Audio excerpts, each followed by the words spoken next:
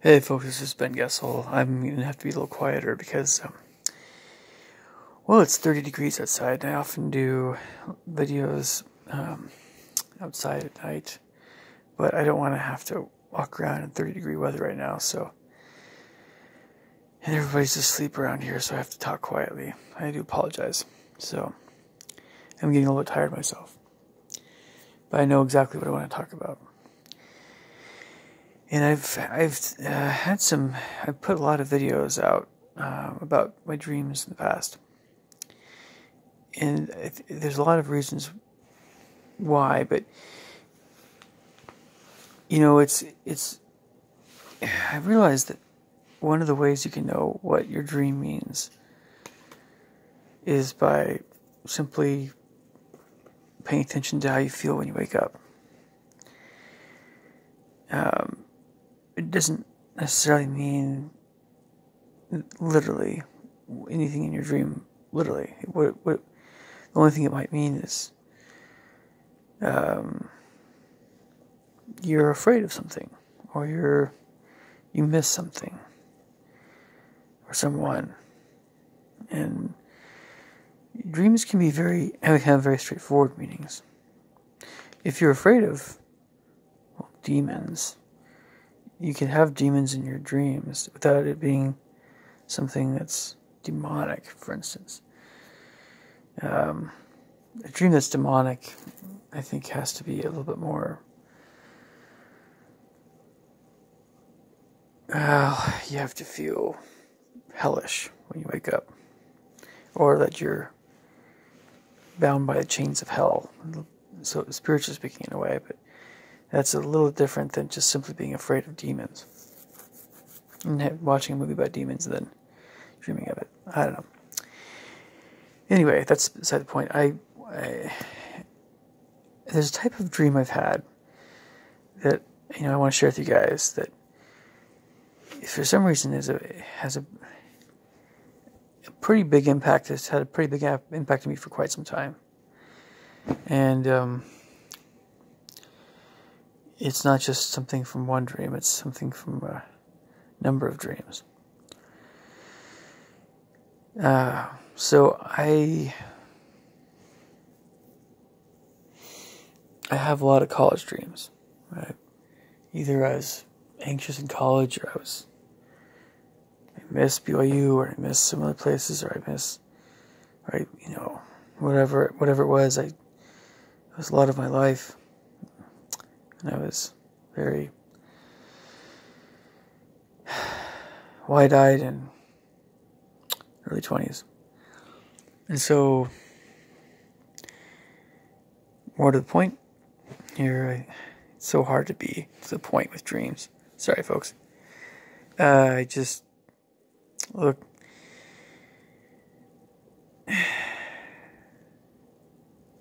it's so funny, whether it's something like a concert that I'm running late to and trying to get my stuff on really quick, or marching band, something or other, and I think I need to be somewhere at a certain time, or it's,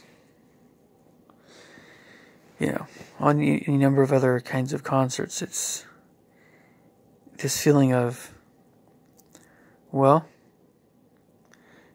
yeah, it's loneliness. It's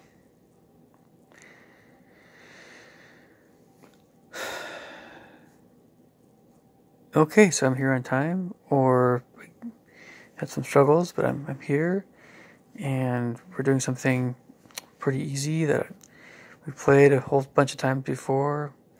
It's not very hard, and I'm here, and I'm just dealing with it, and I'm really looking forward to this being done. And that's how it was a lot of times, especially Central Washington, for things, and I tried to have a good attitude about it all, and I did. And someone might say in response to this video, if you go back for a grad degree, you don't have to do marching band, you don't have to do this or that, and so much better, right? Or you might think it's all about music I was involved in. Well, no, it's these dreams that I have about this sort of thing. They don't really have anything to do with music. Not really. I mean, it's just kind of a setting where I had these emotions. And I've played at so many concerts, and I've done so many things in this regard in the past that it's just I can't number them. I've had hundreds and hundreds of concerts of different types. And, just I can't name them all. And the feeling I keep having is I'm lonely.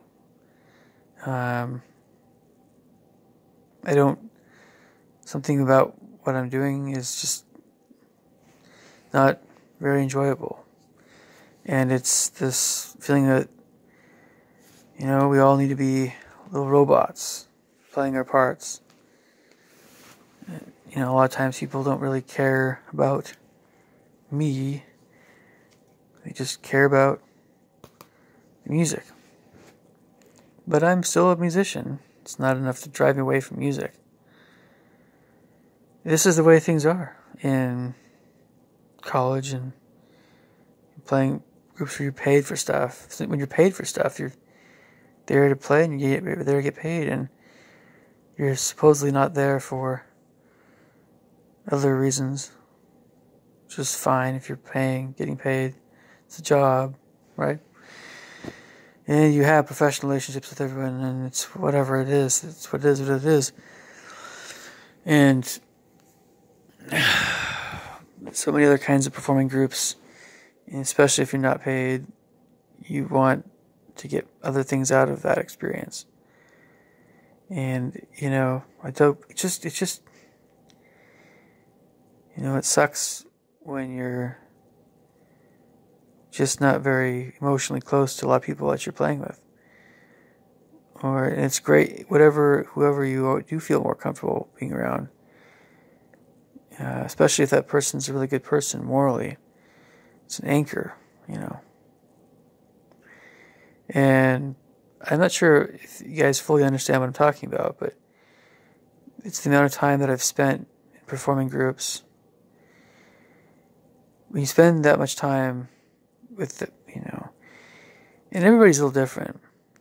But, if you spend a lot of time doing this stuff, and then when you're not doing that stuff, playing with groups, doing other things, if you're not, if it takes so much energy to play in these groups, and again, when you're not in those groups, you're often doing your own thing.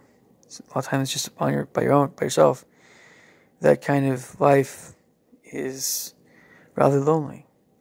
No matter if you have good friends or not, it doesn't really matter. None of this matters if you don't have really great, deep relationships with other people. The funny thing is, I had them. There was a girl I knew at Central Washington I was very good friends with, practically dated in a way. We just spent a lot of time together. Thank goodness for that. Thank goodness for that. I mean, I don't know. I've been playing in different groups. There have been some people like that. And if I played in a professional group, because I was getting paid, it would make things different, but I suppose in a way, but it's nice to know a few people that you can chat with from other sections outside of orchestra or whatever. It's not a big thing. It's just, you need a lot of things in life, I think, to be happy. And, well, not a lot of things. You just need certain things in somewhat in balance, And when my dreams keep telling me, yeah, I've spent a lot of time playing in groups where I don't really have very deep relationships with anyone, but that shouldn't. But I should have deep relationships outside of music, right? If the idea is we're playing in these groups to prepare ourselves for more elite groups in the future or whatever, whenever we win an audition or whatever, We need to get used to the idea of just being little robots, playing our parts, obeying orders, because that's the way orchestras are, right? We need to get used to that way of being. If someone talks to us, it's shocking. Oh, it's so shocking. Someone in our section, someone else's section to talk to us outside of rehearsal even. Oh, it's so unprofessional, right? No, it's just a human desire. The reason why I guess people don't chit-chat, of course, the obvious reason in rehearsals is because it's rehearsals. Outside of rehearsals, sure. Why would anybody have a problem with that? It's just ridiculous. It's a snobbery in classical music. That's what it is. The reason why you don't talk in rehearsals is because it's all about the music, and then outside of rehearsals, cool beans, I don't know. I just, I don't define the world. I just live in it, and I try to make the best of it. So my dreams are telling me something's up here. I need to search out other people, other relationships, other things. Maybe spend less time playing and more time composing, and then spend a lot of time socializing or something. I don't know. But the more I teach music, the more I do stuff in music, the more I realize just how much snobbery exists within classical music. And it's sickening. It's there's a lot of reasons outside of my control why classical music has been not very supported. And it's a lot of it's because a lot of classical musicians are absolute jerks. And you can't expect people to pay you when you're being a jerk, even if you're not doing something and you're not working with the general public. That's the line. That's the long and the short of it. And you can still play in those groups, just as long as you don't expect that to be your social life, so to speak. Unless by some miracle you work, if you're working, you play in a symphony orchestra, and everybody in the orchestra just loves you to death, and you love them to death, and all the parties are really fun, and you actually look forward to going to play in the orchestra, not because you're getting paid, also just because everybody's so great to work with, to be around. You can have great working relationships like that. Look forward to, in a musical sense, working with people, and there's a little bit of that camaraderie as well. I don't think, would you feel lonely from that, doing that kind of stuff a lot? Maybe, sure, if you don't have meaningful relationships in other respects. I'm just venturing a guess that a lot of people out there have similar experiences. They just don't talk about it.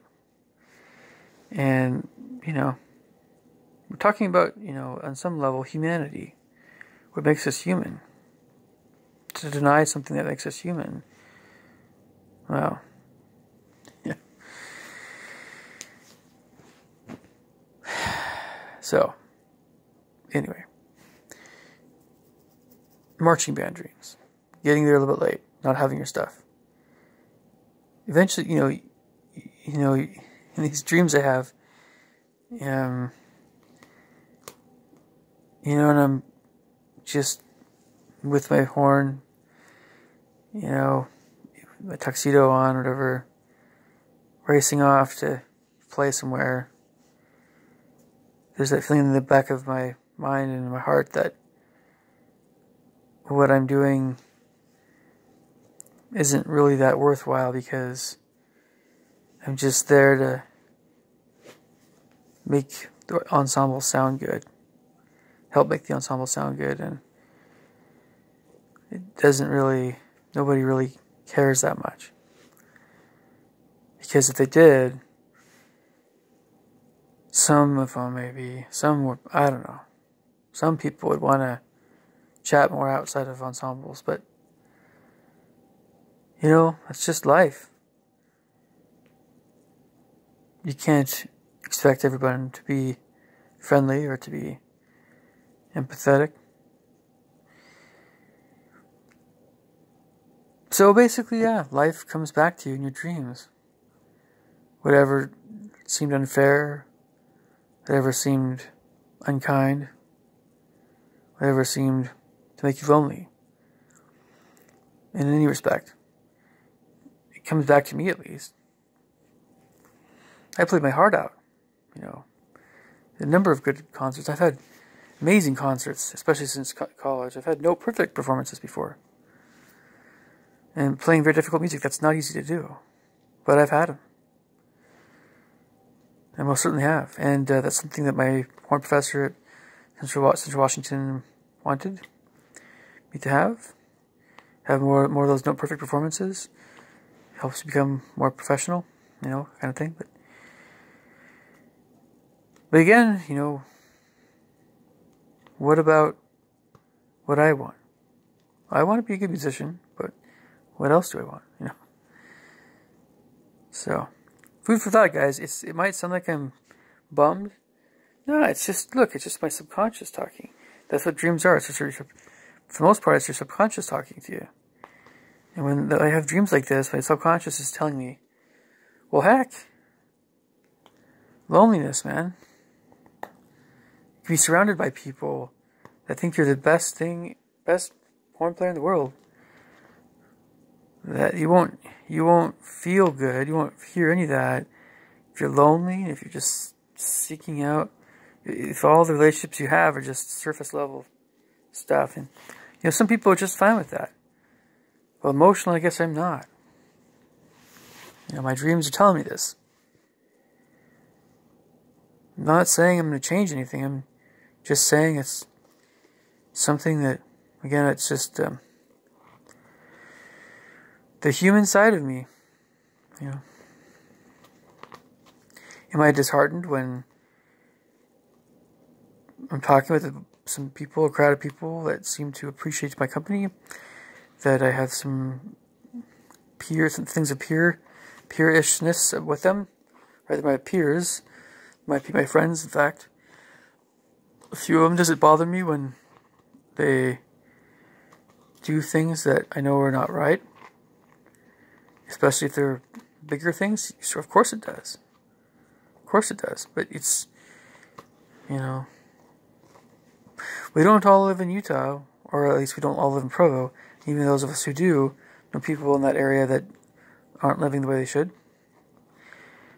Sin makes a person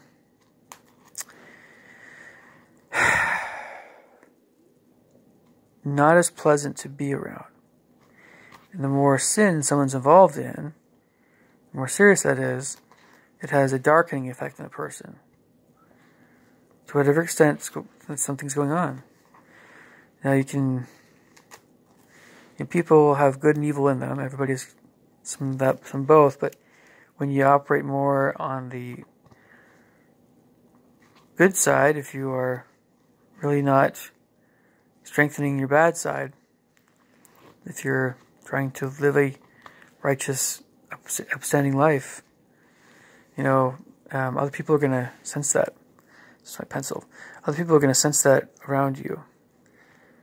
And they're going to like it if they are kind of trying to do the same thing.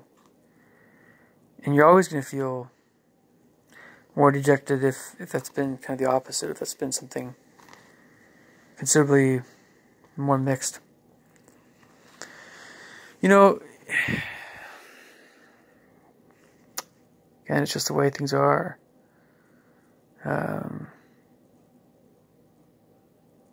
And some people just say the heck with it. And they just do their own thing and, the heck with everybody's stupid ideas and expectations, and if they are just jerks to you. At least from a musical standpoint, I want to be a good musician, the best I can be. And